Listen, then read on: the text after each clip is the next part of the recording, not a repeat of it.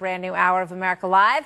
I'm Martha McCallum in for Megyn Kelly. So we're at day 4 right now of these debt talks at the White House. And as of this moment, deal pretty much at a standstill. And time is running out. So you've got the self-imposed deadline to raise America's debt ceiling is now 8 days away. And both sides really seem to be very far apart on this. So where does this go from here? Congressman Steve King joins us now from Capitol Hill. Congressman, welcome. Good to have you here today. Thanks, Martha. I appreciate being with you. What do you expect at this 4 o'clock meeting today? Maybe a little more of the same. It'd be nice if we could break the impasse, but you know, we've got a little over more than I guess a couple of weeks to go before we get to that point of the self-imposed deadline of August 2nd that Tim Geithner laid out for us. I don't think that's a hard break time, and I've long said that we have to get to the into brinksmanship till where the sweat pops out on people's foreheads and they really start to worry before we're going to get some kind of an agreement. This isn't like a business deal where both sides looks at it and says, all right, this is the best thing we're going to get. Right. You have to let the public move along first, too. Now you came out with Michelle Bachmann and others, Mr. Boehner, today, and basically you're responding to this suggestion by the president last night that Social Security checks may not be in the mail in early August. What are you suggesting we do here about that?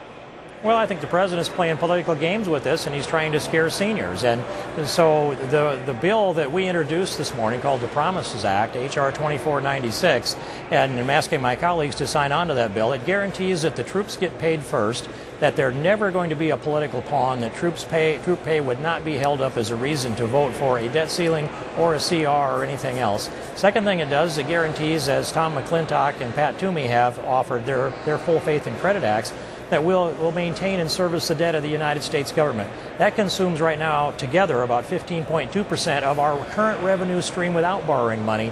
We can do this. We don't need to have the troops be victimized in a political game and used as a pawn, and we should not either let our full faith and credit go.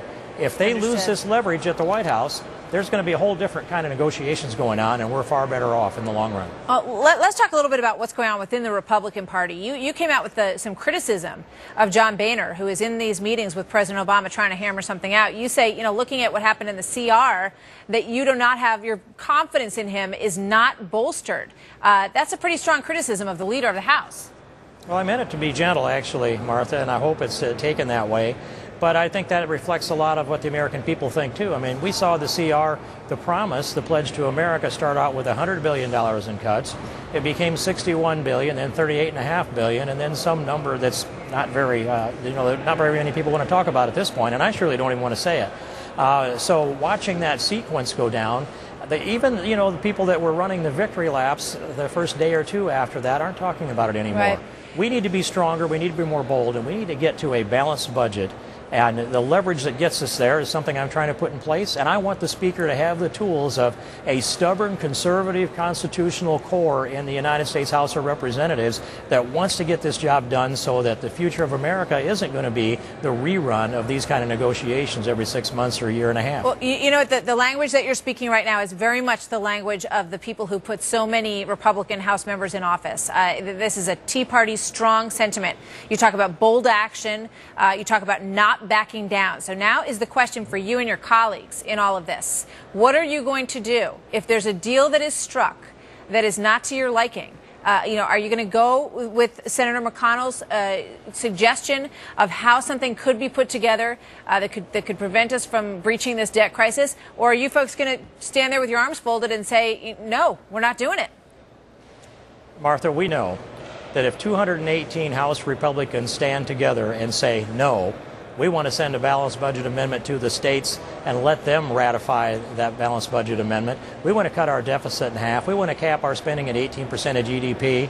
If we stand and say no, then there's not going to be a debt ceiling increase. So one good thing about this, even though some say we're 1/2 of 1/3 of the government and the implication is we don't have much power, the majority of the House has to approve 100% of the spending.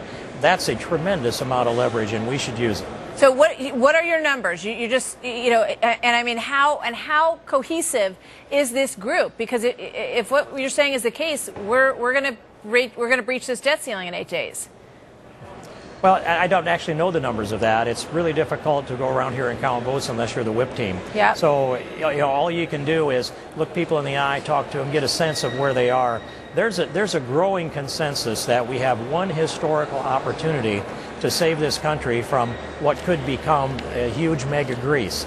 And if we don't hold the line now and we give the president a new piece of plastic credit card to pay the minimum balance on the previous one that he's gone past on the limit, then we've missed this opportunity. The CR was a missed opportunity. I don't want the debt ceiling to be a missed opportunity. And by the way, if you put Obamacare repeal on that thing, I'll vote for it in a heartbeat, Martha.